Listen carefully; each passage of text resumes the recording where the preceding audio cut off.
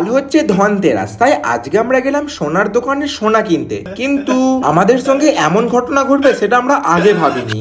শুনেছি নাকি ধনতেরাসের সময় সোনা কিনলে সেটা খুব ভালো হয়, তাই আজকে আমরা বেরিয়ে পড়েছি সোনা কেনার জন্য একটা সোনার দোকান। তারপর সোনার দোকানে ঢুকে ভাবলাম কি কিছু তো একটা কিনতে হবে, তাই না? সোনার দোকানে ঢুকে সোনার দাম শুনে তো মনটাই গলে গেল, ঠিক সোনার মতন। তারপর ওখানে থাকা একটা দাদাকে জিজ্ঞাসা করলাম, দাদা এটা সোনার দাম বললেন নাকি আমার আত্মার দাম? তারপর দাদা বললো কিছু করার নেই ভাই, এটাই আজকের রেট। কিন্তু আমাদের পকেট যা গড়ের মার, তাই বোনকে নিয়ে সোজা চলে আসি একটা রূপোর সেকশনে। আর এখানে সোনার জিনিস বাদ দিয়ে শুধুমাত্র রূপোর জিনিসই দেখতে থাকি। এই রূপোর সেকশনে আমরা দেখছিলাম বোনের জন্য ব্রেসলেট, আর সব থেকে বেশি আমাদের এই ব্রেসলেটটাই পছন্দ হয়, তাই এটা কি আমরা অর্ডার দিয়ে দিই আর বলে দিই যে আমরা ধনতেরাসের দিন এসে নিয়ে যাব। কেনাকাটি শেষ করে বোন বললো, তাহলে দাদা সোনা তো কেনা হলো না। আর আমি বললাম, সোনার কি যায় আসে, আমার হাসিটাই তো সোনার মতন সুন্দর, তাই না? আচ্ছা।